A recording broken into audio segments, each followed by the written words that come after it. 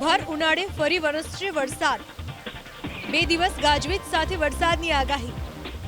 એક તરફ કાળઝાળ ગરમીથી નાગરિકો ત્રાહિમામ પોકારી ઉઠ્યા છે, તો બીજી તરફ હવામાન વિભાગે 2 દિવસ વરસાદની આગાહી કરી છે।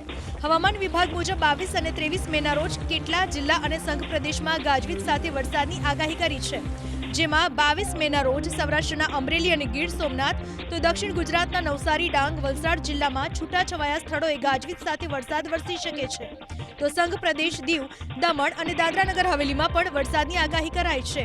તો 23મી મેના રોજ સૌરાષ્ટ્રના અમરેલી, ગીર સોમનાથની સાથે ભાવનગર જિલ્લાના છૂટાછવાયા સ્થળોએ વરસાદની આગાહી કરાઈ છે, તો દક્ષિણ ગુજરાતના ડાંગ, તાપી, નવસારી, વલસાડમાં પણ વરસાદની આગાહી કરવામાં આવી છે। સંઘ પ્રદેશ દીવ, દમણ અને દાદરાનગર હવેલીના છૂટાછવાયા સ્થળોએ પણ વરસાદ વરસી શકે છે। જોકે 23મી મે બાદ 27મી મે સુધી રાજ્યમાં વરસાદની કોઈ આગાહી કરાઈ નથી।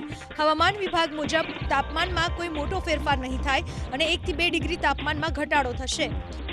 આજના તાપમાનની વાત કરીએ તો રાજકોટમાં સૌથી ઊંચું 43.5 ડિગ્રી તાપમાન નોંધાયું, જ્યારે સુરેન્દ્રનગરમાં તાપમાનનો પારો 42 ડિગ્રી પર પહોંચ્યો, તો અમરેલી અને અમદાવાદમાં તાપમાનનો પારો 41.7 ડિગ્રી પર પહોંચ્યો, વલ્લભવિદ્યાનગરમાં 41.3 ડિગ્રી, ગાંધીનગરમાં 41.2 ડિગ્રી અને ડીસામાં 41.1 ડિગ્રી તાપમાન નોંધાયું, તો ભુજમાં 40.6 ડિગ્રી અને વડોદરામાં 40.4 ડિગ્રી તાપમાન નોંધાયું।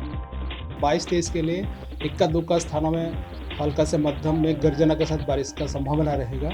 मेनली जो डिस्ट्रिक्ट 22 तारीख को हम दे रहे हैं, गीर सोमनाथ, अमरेली, दीव, नवसारी, वलसाड, दमन, दादरा नगर हवेली, डांग के लिए दिया गया है।